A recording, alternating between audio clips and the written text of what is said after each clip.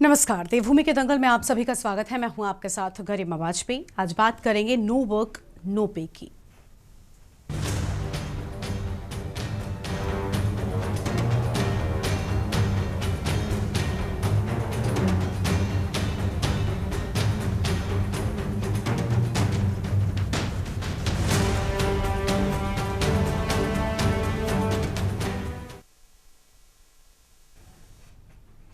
उत्तराखंड सरकार ने सरकारी कर्मचारियों और अधिकारियों के लगातार हड़ताल करने पर बड़ा फैसला लिया है। इस सूबे की धामी सरकार ने अगले 6 महीने के लिए एस्मा एक्ट लगा दिया है, यानी कि राज्य सरकार के सभी विभागों, निगमों और प्राधिकरणों में सरकारी कर्मचारियों की हड़ताल पर 6 महीने की अवधि के लिए प्रतिबंध लगा दिया गया है।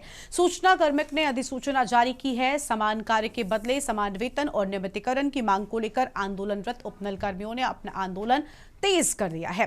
सरकार के साथ 8वीं बार वार्ता विफल होने पर बुधवार को कर्मचारियों ने उत्तराखंड के सैनिक कल्याण सचिव का पुतला दहन किया और नो वर्क नो पे के आदेश की प्रतियां जलाकर अपना विरोध प्रकट किया है। देहरादून में कर्मचारियों का धरना 11वें दिन भी जारी रहा। इधर सरकार के साथ 8वीं वार्ता भी विफल साबित हुई है। शासन की ओर से जारी किए गए नो वर्क नो पे का ऑर्डर आने पर आक्रोशित कर्मचारियों ने सैनिक कल्याण सचिव दीपेंद्र चौधरी का पुतला फूंका और ऑर्डर की प्रतियां भी जलाई हैं। कर्मचारियों ने साफ किया कि बिना किसी भय और दबाव की मांग पूरी होने तक उनकी हड़ताल जारी रहेगी। सभी राजनीतिक विपक्षी दलों ने भी अपना समर्थन उपनल कर्मियों को दे दिया है और सभी राजनीतिक दल नो वर्क नो पे के साथ ही उपनल कर्मियों को नियमितीकरण की मांग को लेकर सड़कों पर उतरकर विरोध प्रदर्शन कर रहे हैं। आज इसी मुद्दे पर करेंगे चर्चा। खास मेहमानों का पैनल होगा हमारे साथ में, लेकिन उससे पहले ये रिपोर्ट देखिए।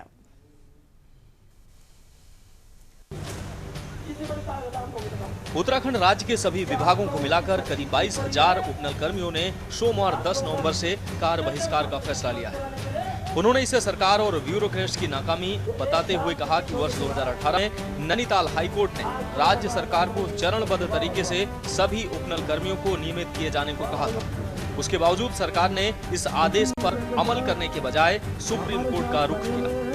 साल 2024 में सुप्रीम कोर्ट ने भी सरकार की अपील खारिज कर दी। कर्मचारियों का धरना 11वें दिन भी जारी रहा। इधर सरकार के साथ 8वीं वार्ता भी विफल साबित हुई। शासन की ओर से जारी किए गए नो वर्क नो पे का ऑर्डर आने पर आक्रोशित कर्मचारी अभी भी सरकार की तानाशाही के खिलाफ सड़कों पर डटे हुए हैं। वहीं सरकार के आदेश से नाराज ये आंदोलनकारी अपने इस आंदोलन को और उग्र करने की चेतावनी सरकार को दे रहे हैं। वहीं राजनीतिक विपक्ष भी सरकार के फरमान का विरोध जताता नजर आ रहा है। ऐसे में ये लड़ाई आने वाले समय में एक बड़े आंदोलन की दिशा में जाती नजर आ रही है। उठा रही है। मैं उपनल कर्मचारी संयुक्त मोर्चा का प्रदेश संयोजक हूं और जो नो वर्क नो पे का जो शासनादेश इन्होंने किया है, ये देखना चाह रहे हैं कर्मचारियों का सबर को देखना चाह रहे हैं कि सबर का परीक्षण करना चाहती है ना सरकार। ये अब देख लें, कोई डरने वाला नहीं है। इनके फरमानी तुगलकी फरमानी जो इन्होंने आदेश कर रखे हैं, इससे कोई कर्मचारी डरने वाला नहीं है। आप यहाँ दिखा दीजिए, अपने चैनल के माध्यम से दिखा दीजिए ये भीड़। कहीं डर रहे हैं कोई कर्मचारी? कोई नहीं डरने वाले। कि धामी सरकार, आप कितने निकम्मे, कितने चोर हो आप। हम निहत्ते जनता को ऐसे क्यों रुला रहे हो?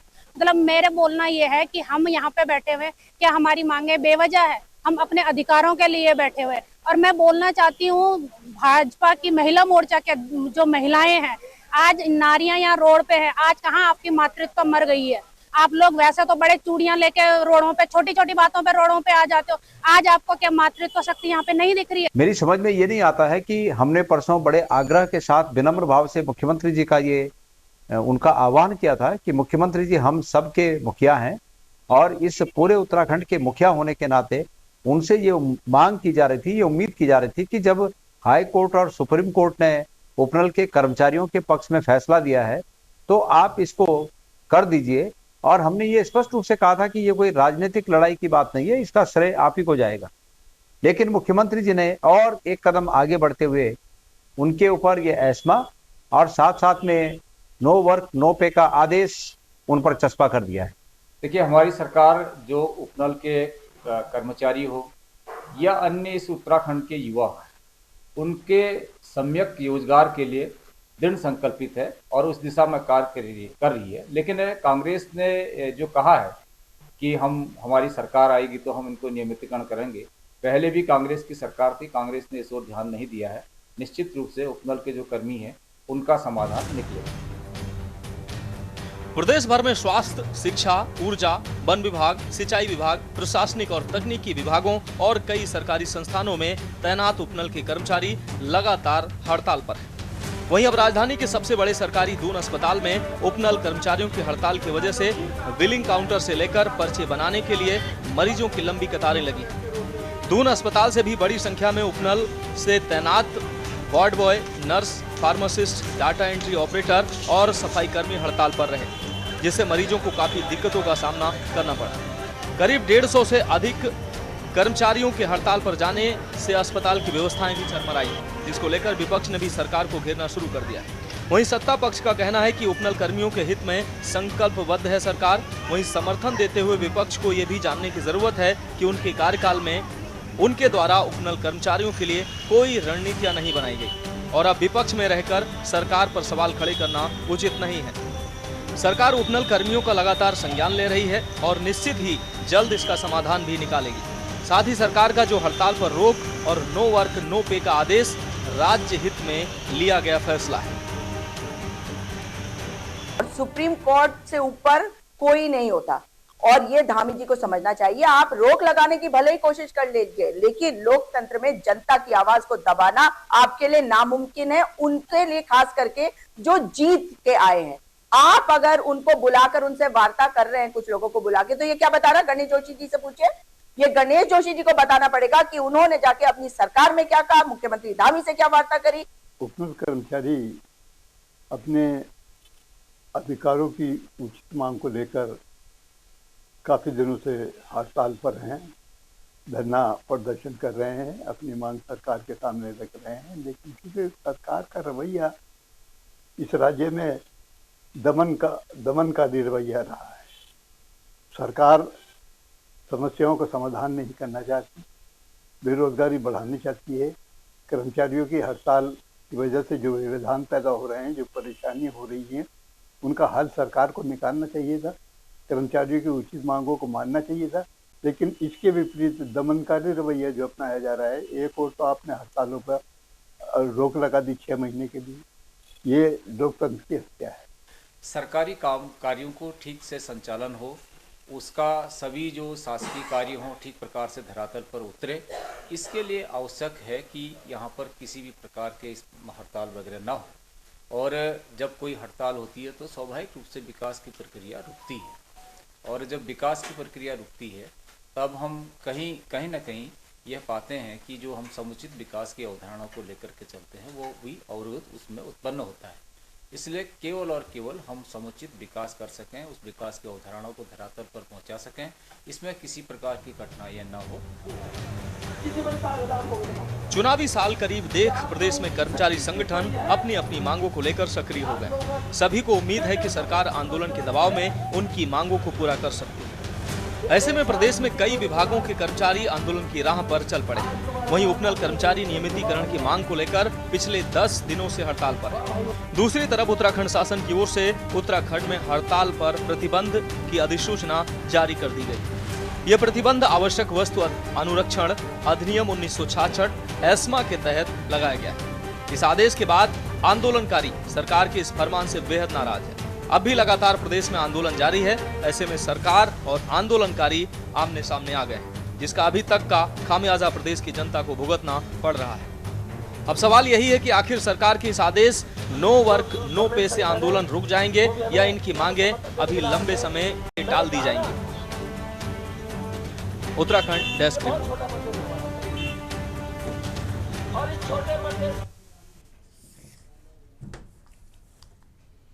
और इसी मुद्दे पर आज करेंगे विस्तार से चर्चा। खास मेहमान हमारे साथ में जुड़ चुके हैं राजेश बिष्ट जी, प्रदेश प्रवक्ता भारतीय जनता पार्टी की ओर से, आशीष सैनी, प्रदेश प्रवक्ता कांग्रेस पार्टी की ओर से, और रिटायर्ड कर्नल कैलाश देवरानी जी हमारे साथ में हैं, अध्यक्ष एसएसएम की ओर से, और उपनल नरेश शाह जी हमारे साथ में हैं, प्रदेश सचिव उपनल कर्मचारी महासंघ उत्तराखंड से हमारे साथ में जुड़े हुए हैं। बहुत स्वागत आपका भी सर। और कुलदीप राणा जी वरिष्ठ पत्रकार हमारे साथ में जुड़ चुके हैं।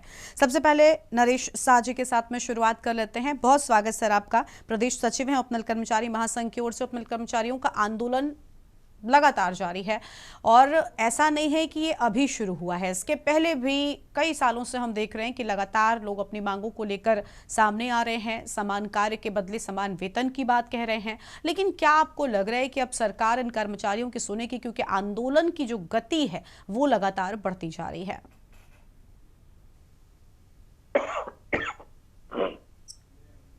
बिल्कुल मैम, पहले तो मैं के न्यूज़ का बहुत बहुत आभार अभिनंदन करता हूं कि आप हमारी मांगों को, हमारी बातों को राज्य सरकार में ही नहीं बल्कि केंद्र तक हमारे पहुंचाने का प्रयास करते हैं। दुर्भाग्य मैम इस प्रदेश का ये है कि माननीय न्यायाधीश हमारे जो माननीय हाई कोर्ट में बैठे हैं, सुप्रीम कोर्ट में बैठे हैं, उनके आदेशों की अवहेलना राज्य सरकार कर रही है।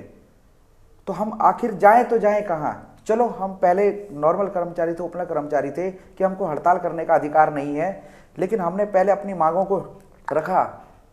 लेकिन आज हम संवैधानिक रूप से हाईकोर्ट और सुप्रीम कोर्ट से जीत रखे हैं और इनकी एसएलपी भी खारिज हो चुकी है और रिव्यू पिटीशन भी इनका खारिज हो चुका है।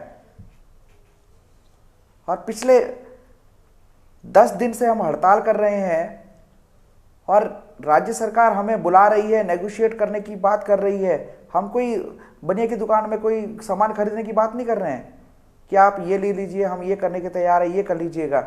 जो हाईकोर्ट और सुप्रीम कोर्ट का आदेश है उसे लागू कर दीजिए, हम अपनी हड़ताल को खत्म कर देंगे, अपने घर चले जाएंगे और विभागों में काम करेंगे।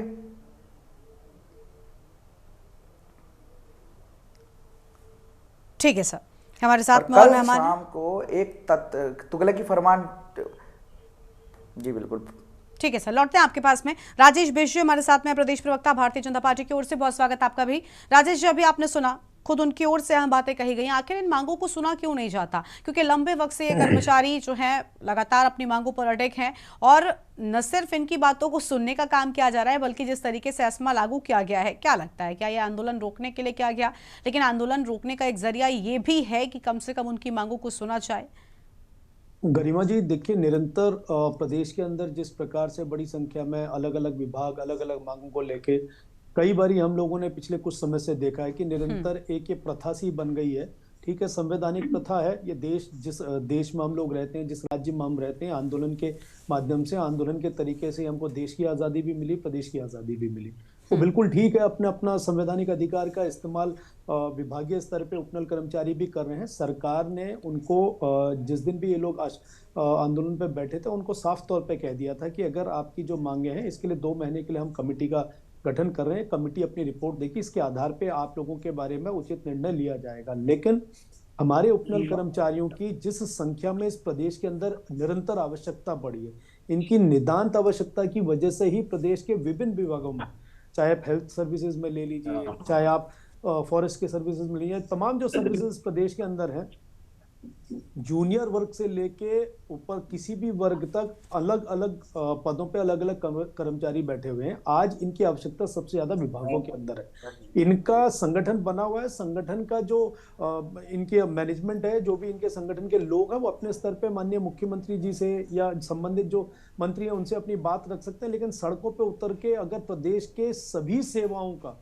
अगर इस तरह से बहिष्कार करके आप सड़कों पर बैठेंगे और उसके बाद जो सेवाएं प्रभावित हो रही हैं जिससे प्रदेश की जनता को परेशानी का सामना करना पड़ रहा है, तो सरकार को अब चूंकि चुनावी वर्ष भी है, आज ये विभाग बैठा है, कल को दूसरे विभाग के कर्मचारी अपनी मांगों को लेकर बैठेंगे। लेकिन तो उपनल कर्मचारियों की बात करें तो ऐसा नहीं कि चुनावी वर्ष में ही अपनी मांगों को लेकर सामने आए हैं। इसके पहले भी लगातार प्रदेश में उपनल कर्मचारियों की ओर से धरने हुए हैं, आंदोलन हुए हैं और आप लोगों की ओर से आश्वासन भी दिया गया है। लेकिन फिर आश्वासन का कोई मतलब नहीं होता अगर आपको उनकी मांगों को ये कहकर नकारना है कि नहीं सारे लोग अगर धरने पर आ जाएंगे, आंदोलन पर आ जाएंगे तो काम डिस्टर्ब हो जाएगा। ये चीजें तो वाकई हो रहा है। हेल्थ सर्विसेज चरमरा रही हैं, जहां पे जो इनके आंदोलन को पीछे से हवा देने का काम कर रहे हैं, जो हमारी मुख्य विपक्षी पार्टी है जो आज इनके साथ खड़ी है और अपने समय पे जब उसको मौका मिला उसने कभी इनको परमानेंट करने के बारे में नहीं सोचा, इनके वेतन के बारे में नहीं सोचा, इनको समान कार्य के हिसाब से देने के बारे में नहीं सोचा। अगर आज वो इनको चिंता दिखा रही है तो हमारा ये मानना है कि 2 महीने का टाइम हमने मांगा है, सरकार ने 2 महीने का निश्चित रूप से समय मांगा है। इस समय में इनकी जो भी मांगे रहेंगी उस पर सरकार विचार भी कर रही है, मंथन भी कर रही है, लेकिन तब तक के लिए 2 महीने इनको रुक जाना चाहिए था। अब 6 महीने का चूंकि एस्मा लग चुका है इस प्रदेश के अंदर, तो 6 महीने तक वैसे भी आगे आंदोलन नहीं हो पाएंगे, लेकिन फिर भी सरकार 2 महीने के अंदर जैसा इनसे वादा किया है उस पर निश्चित रूप से कोई समाधान निकालेगी। और मैं उम्मीद करता हूं कि समाधान हमारे सभी उपनल के जो कर्मचारी उनके पक्ष में जाएगा, ऐसा मेरा विश्वास है। ठीक है, चलिए लौटेंगे। अब नरेश जी कुछ कह रहे थे, आप कुछ कहना चाहेंगे क्या नरेश जी? ये कहना चाह रहे हैं, ये कह रहे हैं कि आश्वासन की बात, आश्वासन की आज बात ही नहीं है मैम। हम तो संवैधानिक रूप से जीते हैं। हाईकोर्ट ऑफ सुप्रीम कोर्ट ने हमें मान लिया है कि हम तो राज्यकर्मी बनने के लिए लायक है।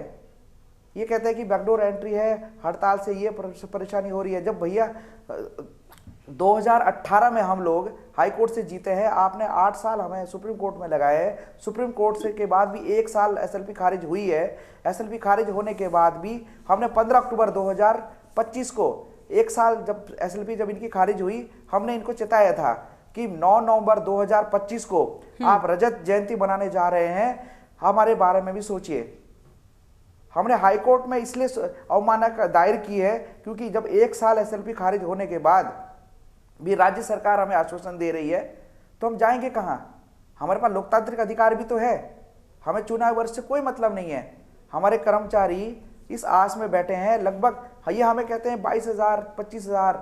अगर हम आंकड़ा की बात करते हैं मैम, तो हमने आंकड़ा इन्हें पहुंचाया है कि 50-60 से 60 साल के बीच में हमारे इतने कर्मचारी हैं, 40 साल से 60 साल के बीच में इतने हैं, 10 साल इतने लोगों को हुआ है, 15 साल इतने को हुआ है। कई कर्मचारी हमारे ऐसे हैं जो हमारे अभी क्या रिटायरमेंट की कगार पर है। उन लोगों की भी आस है, वो हमारे पास 2018 से पहले हमारे साथ हाई कोर्ट में है। इसलिए हम लोगों ने कहा है कि हम लोगों ने ये हड़ताल जो करी है, ये कोई बेबुनियादी हड़ताल नहीं है, ये हमारे संवैधानिक अधिकार है। आप हमें संवैधानिक अधिकार दे दीजिए। आपके पास निर्माण कार्यों के लिए बहुत जल्दी पैसा आ जाता है। आप कोई एक आयोजन करते हैं तो उसके लिए आपके पास बहुत जल्दी पैसा आ जाता है, लेकिन कर्मचारियों को देने के लिए आपके पास पैसे नहीं है। ठीक है, चलिए लौटेंगे आपके पास में। आशीष सैनी फरमान जारी कर दिया जाता है कि नो वर्क नो पे, उससे क्या सजेस्ट देना चाहती है सरकार? ठीक है, लौटते हैं आपके पास में। आशीष सैनी जी हमारे साथ में है, प्रदेश प्रवक्ता कांग्रेस पार्टी की ओर से। स्वागत सर आपका। सर, विपक्ष उपनल कर्मचारियों के साथ खड़ा हुआ नजर आ रहा है, क्यों आखिर सरकार नहीं सुन रही है? और क्या उपनल कर्मचारी आपकी पूर्ववर्ती सरकार से संतुष्ट हैं, आपको लगता है? देखिए, उपनल के कर्मचारी जब से नियुक्त हुए और लंबा समय हुआ, अब तो क्योंकि 9 साल गुजर चुके हैं उसकी सरकार को आए हुए भी, तो अभी आपके चैनल पर एक व्यक्ति बोल रहे थे कि कांग्रेस के सरकार के समय में उपनल कर्मचारियों के लिए कुछ नहीं किया। भाई, कांग्रेस के समय में जो कुछ नहीं हुआ तो आपको इसीलिए तो लाया गया था। उपनल कर्मचारियों ने आपको वोट देकर कि आप आइए और आप हमारी समस्याओं को सुनिए और हमें नियमितकरण का काम कीजिए। तो क्योंकि उस समय भाजपा के लोग भूल जाते हैं कि इन्होंने हमारी सरकार को 1 साल पहले ही गिरा दिया था, और 1 साल पहले गिराया तो उस समय ये सारे काम नहीं हो सकते थे, संवैधानिक बाध्यताएं भी होती है।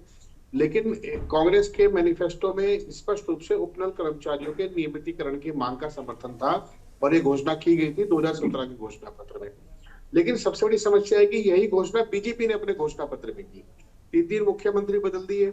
वर्तमान मुख्यमंत्री के चेहरे को चमकाने के लिए 1800 करोड़ रुपए राज्य के अंदर के और राज्य के बाहर के चैनलों में बांट दिए। उसके बाद भी छवि नहीं चमक रही है। तो आज आपको अवसर मिला था कि उपनल के कर्मचारी इस आती हुई सर्दी में सड़क पर बैठकर आपसे अपने हक मांग रहे हैं। आपके मैनिफेस्टो में लिखा है, आप जारी करते थे तो मुख्यमंत्री की जो चमक है वो और 4 गुना बढ़ जाती। हमें भी अच्छा लगता है कि चलो हमारे जो भाई बहन उपनल के माध्यम से सेवाएं दे रहे हैं उनको भी एक सरकार जो उनको मदद कर सकती है करे। तो ये इसको उपनल के कर्मचारियों के नियमितीकरण में एक समस्या आती है कि जो वर्तमान में जो बेरोजगार है, यदि सेम पोस्ट पर भर्ती की जाए तो उसमें उनके हक भी छिनते हैं। और इधर अगर उपनल कर्मचारी जो 15-15 साल 20-20 साल अपनी सेवाएं दे चुके हैं, उनके भी अधिकारों का हनन होता है। तो एक पॉलिसी कांग्रेस के समय में बनाई गई थी कि 30% पद उपनल द्वारा जो नियुक्त किए गए लोग हैं उनसे भरे जाए और बाकी 70% पद नई नियुक्ति से किए जाए। अब सरकार ना तो नई नियुक्ति कर रही है, ना 30% पद उपनल से भर रही है, और ना ही इस संबंध में कोई स्पष्ट पॉलिसी, बिल्कुल क्लियर कट पॉलिसी नहीं है। सुप्रीम कोर्ट और हाई कोर्ट में मामला गया, उन्होंने डांट डपट दिया, इन्होंने फाइल उठा के रख दी। उन ऑर्डर्स में भी क्लियर कट ऑर्डर सरकार को दिया गया है कि उपनल कर्मचारियों के नियमितीकरण की पॉलिसी राज्य सरकार जारी करे। आज वो कहाँ जारी करने की बात आ रही है, वो जो ऑर्डर है उसको तो उठाकर एक तरफ रख दिया और आज नहीं कर पा रहे हैं। अब इनके सामने समस्या क्या है कि एक तरफ तो 4 ट्रिलियन की इकोनॉमी का देश, जहां पर पैसा गंगा जी और यमुना जी में बह रहा है, और सच्चाई इनको मालूम है कि अंदर से पूरे देश को आर्थिक रूप से खोखला कर सकते हैं। यदि हम अपने कर्मचारियों का नियमितीकरण नहीं कर सकते, जो पद सृजित है उन पर नई नियुक्ति नहीं करते, तो सरकार और शासन चलाने में देश है। ये बात बीजेपी के लोग राजेश समझ रहे हैं, इनके अंदर तो दुख है भरा हुआ, लेकिन इनके मुख्यमंत्री की बात नहीं सुन रहे हैं। वो जो प्रदेश अध्यक्ष सबको औकात दिखाने की बात करते हैं, तो आप हमारी औकात कम कर दीजिए ना विपक्ष की, आप उपनल कर्मचारियों की मांग को पूरा कर दीजिए, हम छोटे हो जाएंगे, तो आपको इसमें भी कोई समस्या नहीं होनी चाहिए। और ये उपनल कर्मचारियों की समस्या नहीं है, जितनी भी समस्याएं कोई भी विभाग के लोग उठा रहे हैं, कर्मचारी उठा रहे हैं, राज्य सरकार उस पर ध्यान केवल इसलिए नहीं दे रही है कि उसे मालूम है कि इन राज्य कर्मचारियों को डरा धमका कर कर सकते हैं। आज ये इन्होंने उन पर एस्मा कानून लागू कर दिया, यानी ये हड़ताल को, इस आंदोलन को तोड़ने की कोशिश है। और कहीं ना कहीं सरकार किसी भी कीमत पर, उनकी नीयत ये नहीं है कि किसी को कोई जो नियुक्ति देने की बात या उनकी बात पे विचार करने की बात या एक यूनिफॉर्म पॉलिसी बनाने की बात करे। जब आपको सरकारी पद भरने थे तो आपने उपनल के माध्यम से भर के कोटा पूरा कर लिया, ये कह के कि आज हम नियुक्ति कर देते हैं, जल्दी पद भर देंगे। भरते भरते आज उन्हें 15 साल 20 साल हो गए। भाई अब तो उनकी आवाज जायज है, और आप एक 30% की नहीं 40% की या 50% की एक पॉलिसी बनाइए और सब उपनल कर्मचारियों को भर्ती कीजिए। हम लोग, विपक्ष के लोग आपके साथ हैं, आपका धन्यवाद देने के लिए तैयार हैं। ठीक है, चलिए लौटेंगे आपके पास में। और मेहमान हमारे साथ में जुड़ चुके हैं, अंकेश भंडारी जी भी अभी भी जुड़ चुके हैं, केंद्रीय प्रवक्ता यूकेडी की ओर से। बहुत स्वागत सर आपका, आएंगे आपके पास में। पहले और मौजूद मेहमानों का रुख कर लेते हैं। कर्नल कैलाश देवरानी जी हैं, अध्यक्ष यूएसएसएम की ओर से, बहुत स्वागत सर आपका। सर, यूएसएसएम क्या कहना चाहेगी, उपनल कर्मचारियों की मांगों को क्या जायज ठहराया जाए? क्योंकि जिस तरीके से नो वर्क नो पे का नोटिस या कह दे कि फरमान जारी कर दिया गया है, जितनी चिंता आपको काम के आगे बढ़ने की हो रही है, उतनी ही चिंता कर्मचारियों के हित की भी होनी चाहिए वर्तमान सरकार को। क्या वाकई वो चिंता नजर आ रही है? जय हिंद गरिमा जी। एक कहावत है ना कि बोया पेड़ बबूल का आम कहाँ से हो, और मैं कहावत सिद्ध करके दिखाऊंगा। इफ आई से समथिंग आई मीन। मैं बोलूंगा तो ये भारतीय जनता पार्टी के प्रवक्ता मुझे बोलने लगेंगे कि जो है चुनावी भाषण दे रहा है। मैं एक पूर्व सैनिक हूं, मैं कोई इलेक्शन नहीं लड़ना मुझे, और जो कहता हूं दिल से कहता हूं, दिमाग से नहीं कहता। मैं स्पष्ट बता दूं कि उपनल पहले क्या है।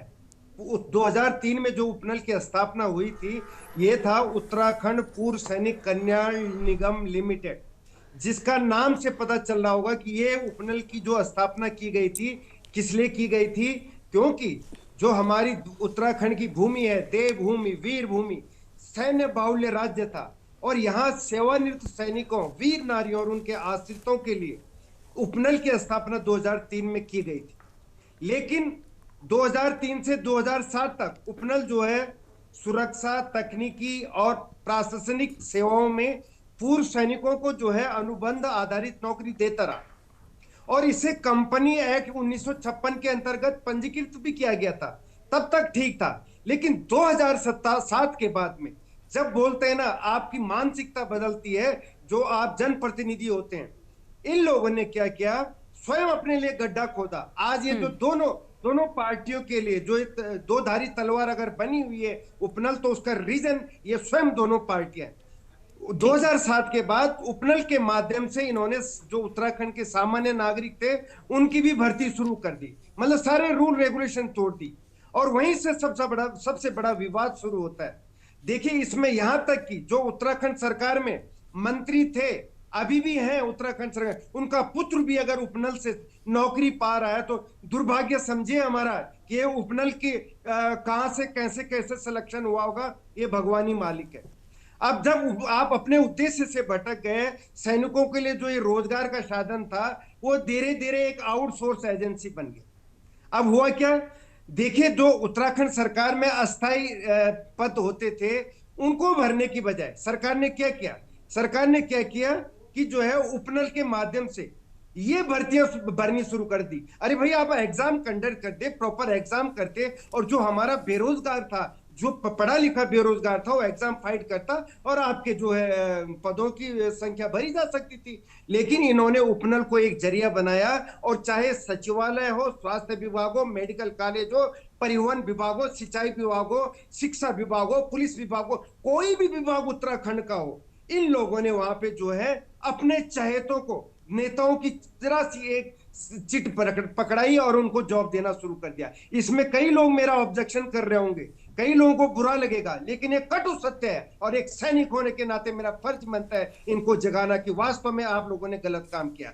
और 22,000 रिक्तियां इनमें भरी गई, और इसमें अगर आप देखेंगे पूर्व सैनिकों के लिए लेश मात्र भी इसमें जगह नहीं मिली। और विघटन कहां से शुरू होता है इसमें गरिमा जी? विघटन तब शुरू होता है कि भाई उसी पद पे जो परमानेंट कर्मचारी है वो तो बहुत अच्छी सैलरी ले रहा है, उसको पीएफ मिल रहा है, उसको पेंशन मिलेगी, उसकी जॉब सिक्योरिटी है, लेकिन वही पढ़ा लिखा नौजवान उसके बगल में बैठा सेम वही काम कर रहा है, लेकिन उसको न तो जॉब सिक्योरिटी है, न पीएफ है, न कुछ है, तो विवाद होना ही था। और ये इन लोगों ने फिर क्या क्या, मरता क्या न करता, फिर ये लोग गए नैनीताल हाई कोर्ट में, और 2018 में नैनीताल हाई कोर्ट ने आदेश दिया कि इनको चरणबद्ध तरीके से इनको नियमित करें। गवर्नमेंट को इन्होंने आदेश दिया है नैनीताल हाई कोर्ट ने, और गवर्नमेंट हिलने लगी, क्योंकि इनके पास कोई ऑप्शन था ही नहीं। 22,000 लोगों को ये रोजगार देने योग्य थे ही नहीं।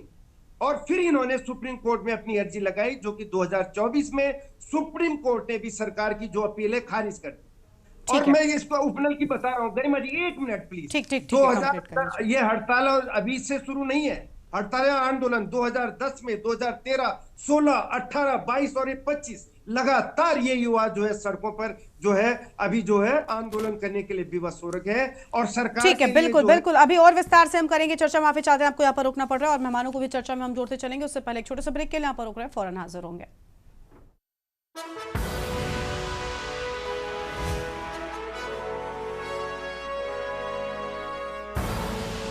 आप देख रहे हैं के न्यूज, खबरों का संग।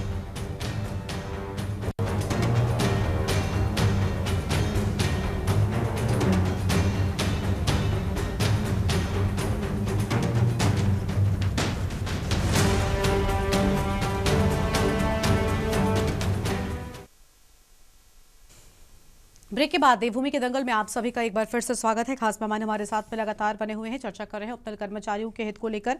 सबसे पहले रुक कर लेंगे कुलदीप राणा जी का, वरिष्ठ पत्रकार हैं। बहुत स्वागत सर आपका। कुलदीप जी, क्या कहना चाहेंगे? उपनल कर्मचारियों के इस आंदोलन की जो वार्ता है, क्या एक बार फिर से फेल होती हुई नजर आ रही है, और क्या वाकई उपनल कर्मचारियों की चिंता सरकार को है? क्योंकि अभी राजेश मिश्र ने कहा कि चुनावी साल है, और अभी चुनावी साल से पहले कई सारे कर्मचारी धरने के लिए, आंदोलन के लिए सामने आते हैं, जिससे काम बड़ी तरीके से जो है वो डिस्टर्ब होता है। लेकिन क्या जितनी चिंता काम की है उतनी ही कर्मचारियों की भी होनी चाहिए, क्योंकि कर्मचारी ही हैं जो कामों को पूरा कर रहे हैं।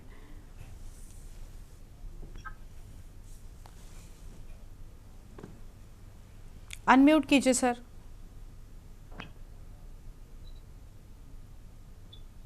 गरिमा जी बात अधूरी है, प्लीज मौका जरूर। मैं आती हूँ कैलाश जी आपके पास, आती हूँ। कुलदीप जी को सुनते, उसके बाद मैं आपके पास दोबारा आ जाऊंगी। कुलदीप जी देखिए गरिमा जी, इस पूरे प्रकरण में उपनल कर्मचारियों को लेकर अनेक सवाल खड़े होते हैं, और ये सवाल चीजों को उलझा रहे हैं।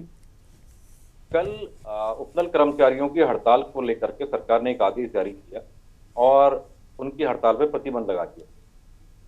अब इसमें पहला सवाल ये उठता है कि क्या उपनल के जो कर्मचारी हैं, क्या वो राजकीय कर्मचारी हैं?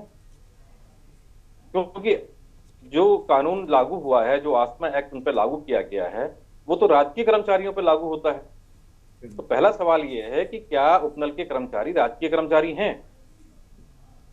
अब ये कहें कि 2018 में एक आदेश जारी हुआ था, और उस आदेश में ये शायद तत्कालीन हाईकोर्ट में ये मामला गया था, तो उस समय सरकार की तरफ से ये जवाब दिया गया था कि उपनल कर्मचारियों की जिम्मेदारियां तय नहीं। ठीक, जब उनसे पूछा गया तो उन्होंने कहा कि जब उपनल कर्मचारियों की जिम्मेदारियां तय नहीं है तो जब उपनल कर्मचारियों की जिम्मेदारियां तय नहीं हैं तो उन पर आस्मा एक्ट लागू कैसे हो सकता है? पहला सवाल तो ये। दूसरा सवाल ये है कि आज सरकार ये कह रही है कि कर्मचारियों से कार्यों में बाधा उत्पन्न हो रही है, उनकी अनुपस्थिति से बाधा उत्पन्न हो रही है। भाई पिछले 9 साल से, 9 साल पूरे होने को हैं, 9 साल से उत्तराखंड में भारतीय जनता पार्टी की सरकार है। चौथी विधानसभा में भी भारतीय जनता पार्टी की सरकार थी और 5वीं विधानसभा में भी भारतीय जनता पार्टी की सरकार है। चौथी विधानसभा के शुरुआती 4 साल जो हैं वो 2 मंत्रियों के अभाव में कट गए और 5वीं विधानसभा में जो इस समय सरकार है उसमें कम से कम 4 मंत्रियों का अभाव है और पिछले 4 मंत्रियों के अभाव से, मतलब अधूरे मंत्रिमंडल से सरकार चल रही है। तो जब अधूरे मंत्रिमंडल से सरकार चल सकती है तो फिर कर्मचारियों के उसमें ना होने से, जिनकी सेवाएं निर्धारित नहीं है, उनसे सरकारी कार्य में कैसे बाधा उत्पन्न हो रही है या उनको समस्याएं आ रही हैं? ठीक है, सरकार तो पहले खुद सुनिश्चित करे ना कि क्योंकि आप दूसरे को आईना दिखा रहे हो लेकिन आपका खुद का पक्ष कितना साफ है। उत्तराखंड में अभी 7 मंत्री काम हैं, 4 मंत्रियों के अभाव में सरकार चल रही है। हर बार कैबिनेट विस्तार की चर्चा होती है लेकिन वो जो एक संवैधानिक प्रक्रिया है, कैबिनेट का पूर्ण होना एक संवैधानिक प्रक्रिया है, संवैधानिक व्यवस्था है। उसमें कार्यों का आवंटन होता है, उसका वितरण होता है और उसी के अनुसार जिम्मेदारियां तय होती हैं। ठीक, और आप कर्मचारियों पर आस्मा एक्ट लगा रहे हैं। तीसरी चीज ये है कि एक सवाल उपनल को लेकर के भी खड़ा हो रहा है। उपनल को लेकर ये सवाल खड़ा हो रहा है क्योंकि लगातार उपनल कोर्ट के माध्यम से कानूनी लड़ाई लड़ रहा है। तो ऐसे में जो हड़ताल है उसको लेकर के भी लोग सवाल खड़ा कर रहे हैं कि भाई क्या उपनल के कर्मचारी सही कर रहे हैं जब मामला कोर्ट में विचाराधीन है और कोर्ट लगातार उपनल कर्मचारियों के पक्ष में निर्णय दे रहा है। तो ऐसे में अलग से हड़ताल करना क्या जरूरी है? फिर यहाँ पर एक सवाल और ये भी खड़ा हो रहा है कि क्यों उपनल के कर्मचारी हड़ताल पे गए, क्यों वो मजबूर हुए हड़ताल पर जाने के लिए? ठीक है, तो आप ये देखिए कि जब 2018 में माननीय उच्च न्यायालय नैनीताल हाई कोर्ट ने जब इनके पक्ष में निर्णय दे दिया था और कहा था कि आप जो है क्रमवार इनकी नियुक्तियां सुनिश्चित कीजिए। ठीक, तो अगर आप 2018 में माननीय हाईकोर्ट के निर्णय को स्वीकार कर लेते तो आज 7 वर्ष में ये सारी प्रक्रिया पूर्ण हो चुकी होती और ये समस्या कब समाप्त हो चुकी होती। ठीक है, लेकिन तब आप उसके खिलाफ सुप्रीम कोर्ट गए। ठीक, सुप्रीम कोर्ट में 2024 में जो निर्णय आया वो उपनल कर्मचारियों के पक्ष में आया। ठीक, आप उस निर्णय को भी स्वीकार कर लेते, लेकिन फिर आपने जो है उस निर्णय के खिलाफ, यानी कि कर्मचारियों के जो हित में जो निर्णय आया था उस निर्णय के खिलाफ जाकर के आपने रिव्यू पिटीशन दाखिल किया। तो कर्मचारियों की नाराजगी देखने को क्यों नहीं मिली? कर्मचारियों की नाराजगी उस वक्त ज्यादा स्तर पर देखने को क्यों नहीं मिली? क्योंकि अभी चुनावी साल के दौरान कर्मचारियों का एक्टिव हो जाना, हड़ताल पर चले जाना एक बड़ा मतलब अजीब सी बात लगी मुझे। नहीं, बिल्कुल बिल्कुल, मैं उसी पर भी आ रहा हूं मैं। ठीक है, और जब 2024 में माननीय सुप्रीम कोर्ट के आदेश के खिलाफ, जो कि फिर उपनल कर्मचारियों के पक्ष में था, उसके खिलाफ सरकार कोर्ट चली जाती है, रिव्यू पिटीशन दाखिल करती है, जिस पर सुप्रीम कोर्ट उसको रिजेक्ट कर देती है। ठीक है, तो सरकार ने ही तो अपना भरोसा खोया है उपनल कर्मचारियों के मन में। अगर आप 2018 में उनकी कोर्ट के निर्णय को मान लेते तो वो आप पे भरोसा करते, आप 2024 में सुप्रीम कोर्ट के निर्णय को मान लेते तो वो आप पे भरोसा करते। आप कर्मचारियों से कह रहे हैं कि वो सरकार पर भरोसा करे, लेकिन सरकार ने सरकार पर भरोसा करने के लिए ऐसा क्या काम किया? 2018 का निर्णय उनके हमारे सामने है, 2024 का निर्णय हमारे सामने है। ठीक है, अब तीसरी बात जो आपने कही गरिमा जी कि चुनावी वर्ष, देखिए एक सवाल तो ये भी उठता है फिर राजनीतिक दलों पर, फिर चुनावी वर्ष में जो राजनीतिक दल है या जो भी सरकारें रहती हैं वो लोक लुभावनी घोषणाएं क्यों करती है? वो जनता के सामने तमाम घोषणाएं क्यों करती है कि हम आएंगे तो ये कर देंगे, हम आएंगे तो वो कर देंगे? अगर राजनीतिक दलों को ये अधिकार प्राप्त है कि वो सत्ता में आने के लिए जनता के बीच में अपने लोक लुभावने वो लेकर के जाए, विषय लेकर के जाए, ठीक है, उनको प्रलोभन दे, ठीक, तो फिर ये जनता का भी निर्णय, जनता का भी हक बनता है कि वो उसमें अपने पक्ष में अपने सकारात्मक निर्णयों के लिए लड़ाई लड़े। ठीक, और वही चीज यहां पर होती हुई दिखाई दे रही। ठीक है। आप देखिए कि 2018 का निर्णय, 2018 के बाद 2022 में जब उत्तराखंड में चुनाव होने थे, तो तब भी सरकार ने अपने मैनिफेस्टो में ये कहा था कि हम उपनल कर्मचारियों को नियमित करेंगे। और बावजूद आप उस मैनिफेस्टो में कहे जाने के बावजूद आप सुप्रीम कोर्ट गए ना, आप सुप्रीम कोर्ट के निर्णय के खिलाफ गए आप, तो भरोसा किसने खोया?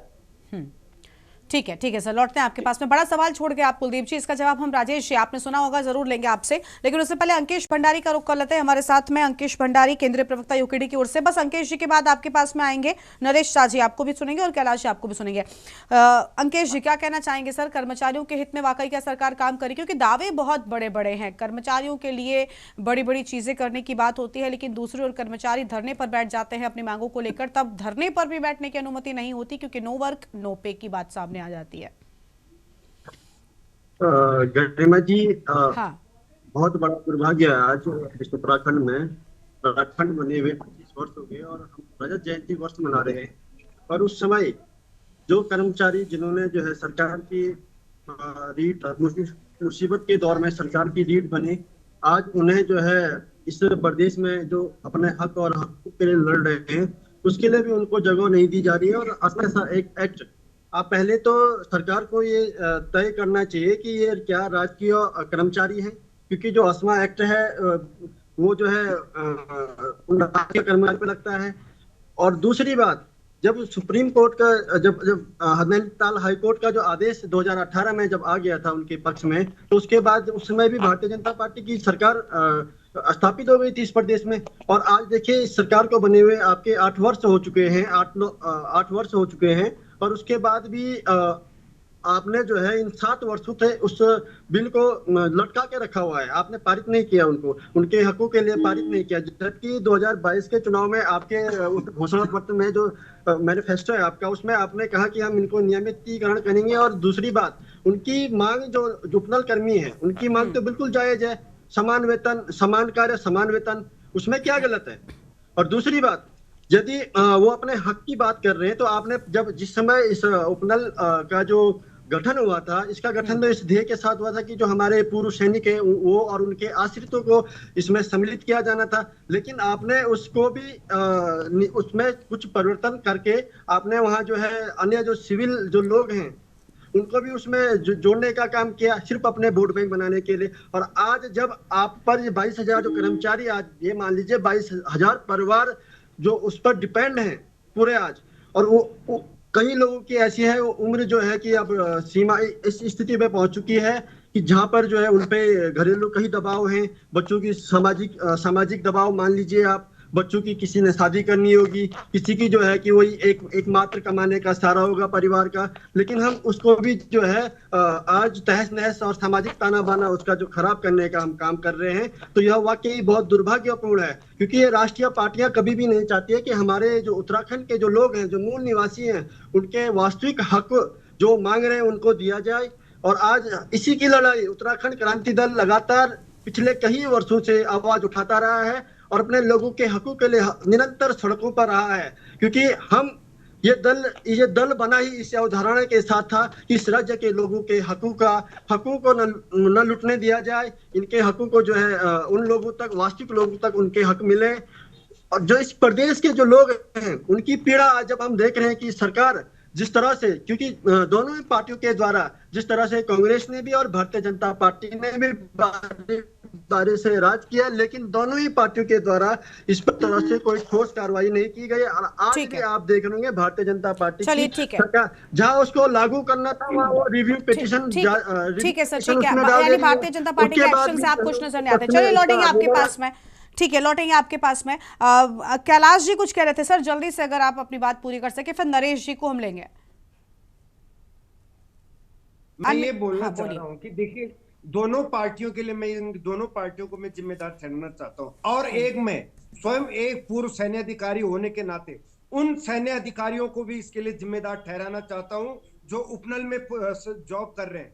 उपनल का मैं एक उदाहरण देना चाहता हूँ। एक जॉब निकली थी, वहां पे मैंने स्वयं उसका फॉर्म भरा और मेरे ही साथ के कुछ लोगों ने बोला कि जी मंत्री जी से आपकी बात करवा देते हैं और आप वहां पे। मैंने कहा मंत्री की अप्रोच में जिस दिन मैं जॉब के लिए जाऊंगा उससे अच्छा मैं मरना उचित समझूंगा। और मैं उन अधिकारियों को, सैन्य अधिकारी जो वहां पे हैं, आखिर जो जितने भी वहां पे वैकेंसीज निकली हैं, अप्रूव्ड हुई हैं, उन्हीं की नोटिंग से गई हैं। आखिर उन्होंने क्यों गलत काम किया? हाँ। उनको किसने हक दिया है? एक पूर्व सैनिक अधिकारी थे आप, आपने कैसे ये गलत काम कर दिया? क्यों बिक गया अब इन नेताओं के सामने? मैं उनका भी विरोध करता हूं, और उसी का नतीजा है कि आज ये लोग जो है सड़कों पर बैठे हैं। अगर उन्होंने उसी टाइम इसका विरोध किया होता तो आज ये मनोस्थिति हमारे उत्तराखंड में देखने को नहीं मिलती। और गरिमा जी, लास्ट में मैं बोलना चाहता हूं, उपनल पूर्व सैनिकों के सम्मान के लिए बना था, लेकिन सत्ता ब्यूरोक्रेसी के गठजोड़ ने और भ्रष्टाचार का और दुरुपयोग और शोषण का सबसे बड़ा माध्यम ये बन गया, जो उपनल नेताओं की कठपुतली बनकर अभी ब्लैक डोर की एंट्री की प्रयोगशाला था, आज वो सरकार की गले की हड्डी बन गया है, और इसके लिए स्वयं सरकार जिम्मेदार है। ठीक है सर, ठीक है। कैलाश जी लौटेंगे अभी जल्दी से। हम खुद नरेश साजी, उपनल कर्मचारी महासंघ हमारे साथ में है। नरेश जी, अभी कई सारे आरोप कर्मचारियों के भी कार्य करने के तरीकों को लेकर उठ गए कि चुनावी साल में एक तो आप धरने पर आते हैं, इस पर अपने आप में सवाल उठाइए, बड़ी बात है, क्या कहना चाहेंगे?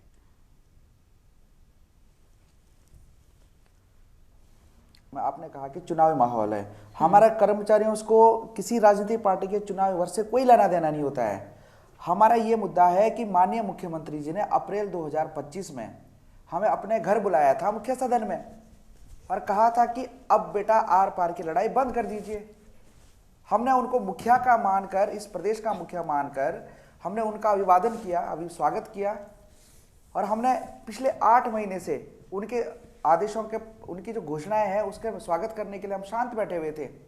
लेकिन मुझे दुर्भाग्य इस प्रदेश का ये है कि जो ब्यूरोक्रेसी है वो माननीय मुख्यमंत्री की घोषणाओं की भी अवहेलना करती है, माननीय सुप्रीम कोर्ट, हाई कोर्ट के आदेशों की भी अवहेलना करती है।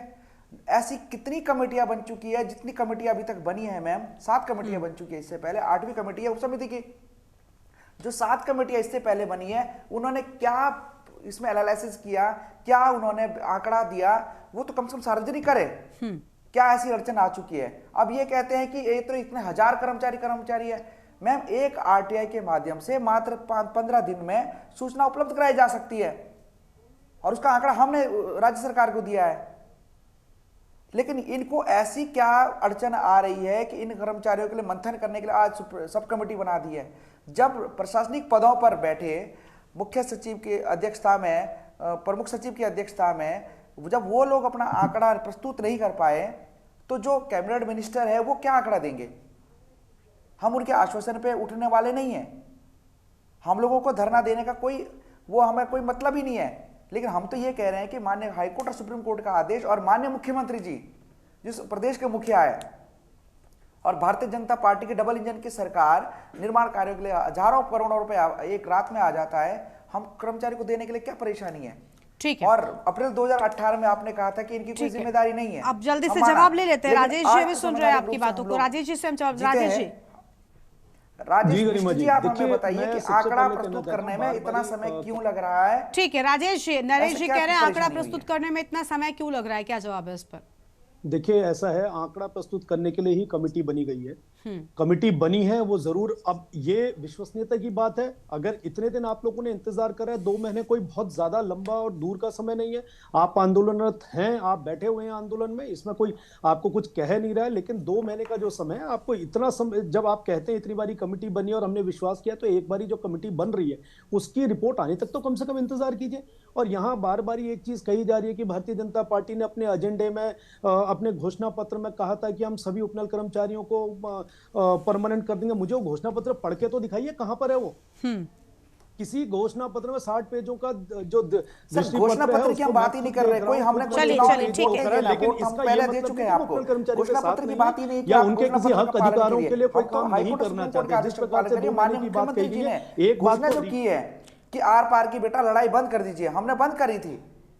में कहीं इस तरह की 2022 हम लोकतांत्रिक तरीके से एक आवाज उठा रखे, इसलिए हमने हड़ताल करे। हमने कोई रैली भी नहीं निकाली है।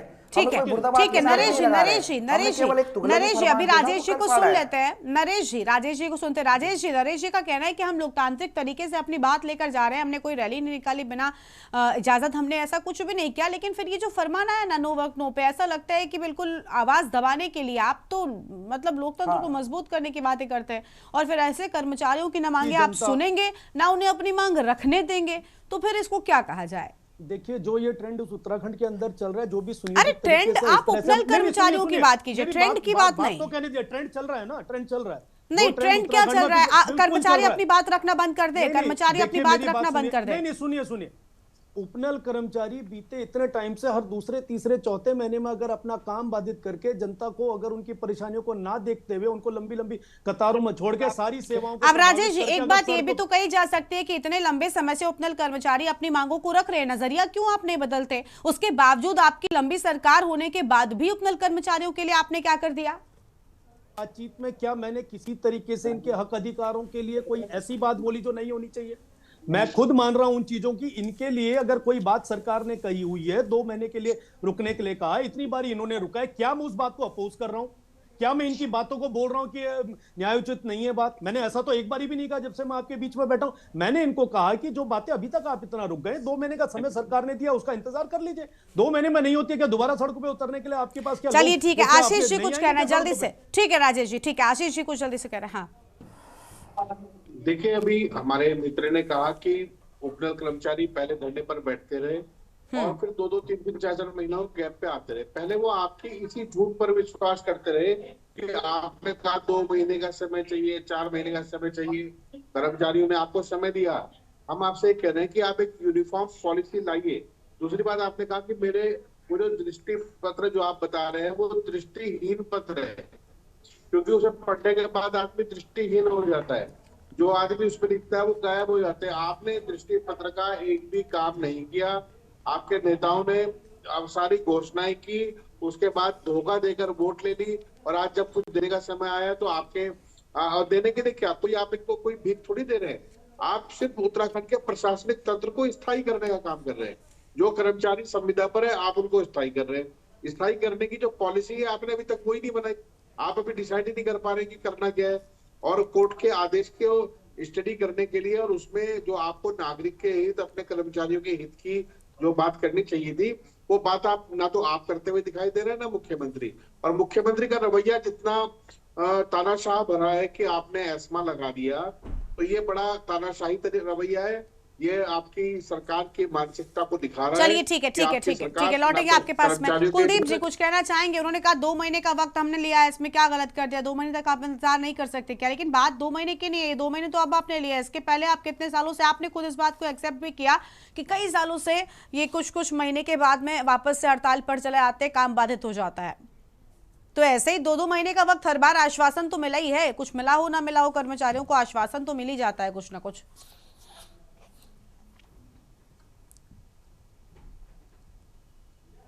कुलदीप जी। जी अच्छा, आप मुझसे पूछ रहे हैं? हाँ जी। देखिए, स्वाभाविक सी बात है, आज भले सरकार ये कह रही है कि हमें 2 महीने का वक्त, लेकिन 2018 के हाईकोर्ट के आदेश के बाद तो 7 साल का वक्त पूरा था। फिर 2024 के आदेश के बाद तो लगभग 1.5 साल का वक्त पूरा था। ठीक है, तो कहीं ना कहीं सरकार की तरफ से गलतियां हुई। ठीक, और देखिए यहाँ सरकार को एक बात यह भी समझनी होगी कि जिस कार्य से सरकार की किरकिरी हो रही और प्रशासनिक तंत्र उस कार्य को करने में, शासन तंत्र उस कार्य को करने में इतनी लेट लतीफी कर रहा है, तो प्रदेश में जनता के कार्यों को लेकर के शासन तंत्र, प्रशासन तंत्र कितना चुस्त होगा, इसका भी अंदाजा इस बात से करता है।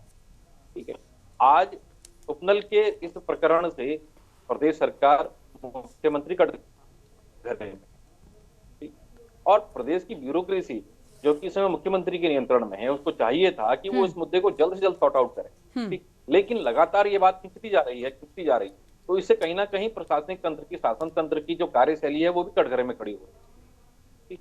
और क्योंकि अब एक तरफ न्यायालय का भी इसमें दखल है, ठीक है ना, तो अब ये उपनल कर्मचारी महासंघ को भी देखना होगा, समझना होगा कि उन्हें किस तरीके का रास्ता अपनाना चाहिए। क्योंकि सरकार अगर बार बार ये कह रही है, और देखिए चुनावी वर्ष है, अगर सरकार ने इस समय कोई निर्णय लेने में आनाकानी करी या कोई गलती होती है, तो सरकार भी है जानती है कि इसका खामियाजा उनको 2027 के चुनाव में भुगतना पड़ सकता है। ठीक है, तो अब ये बहुत सारी चीजें, नेगोशिएशन जो चल रहा है सरकार और इसके बीच में, इन पर निर्भर करता है कि वो क्या ठीक है। निर्णय लें। अब देखिए सरकार की ओर से कितनी राहत मिलती है। और नरेश जी, 2 महीने की बात कही जा रही है, आपको लग रहा है 2 महीने के बाद सुन लेगी सरकार? क्योंकि उन्होंने कहा 2 महीने रुक जाते हैं, क्या दिक्कत है? देखिए मैम, एसएलपी खारिज हुए 1 साल हो गए हैं, उसके 8 मुख्यमंत्री की घोषणा के बाद 8 महीने हो चुके हैं। जो प्रशासनिक पदों पर बैठा हुआ अधिकारी है, जब वो डिसीजन नहीं ले पाए तो कैबिनेट मिनिस्टर क्या डिसीजन लेंगे मैम? हमारी हड़ताल, हमारे ऊपर कोई एस्मा नहीं लगता है। अप्रैल 2018 में शासनादेश में साफ लिखा हुआ है, ये कोई राज्यकर्मी नहीं है। लेकिन राज्यकर्मी आप बना दीजिए, हम उसके बाद आपके एस्मा का पालन करेंगे। और एस्मा आपने कल लगाया है मैम, जब हमारी 10 दिन की हड़ताल हो चुकी है। ठीक है, हम लोग हटने वाले नहीं हैं। हम लोकतांत्रिक रूप से हम बहुत सभ्य समाज के कर्मचारी हैं और सुव्यवस्थित रूप से एक जगह हमने। ठीक है, चलिए क्लोजिंग टाइम है, माफी चाहते हैं। कैलाश जी कुछ कह रहे हैं, जल्दी से कैलाश जी। मैं ये बोल रहा हूँ, देखिए एक पूर्व सैनिक होने के नाते मैं कहीं ना कहीं, जो पूर्व सैनिक 56 इंच की छाती लेके बॉर्डर पर खड़ा रहता था, आज अगर वो गार्ड की ड्यूटी करने के लिए सरकार ने मजबूर किया है, तो उन्हीं का स्टाफ का। चलिए देखिए, कर्मचारी किसी भी विभाग का हो, कुल मिलाकर कर्मचारी के हित की बात सरकार को जरूर सोचनी चाहिए। बहुत शुक्रिया आप सभी मेहमानों का हमारे साथ जुड़ने के लिए, हम बातचीत के लिए। उम्मीद है कि कर्मचारियों की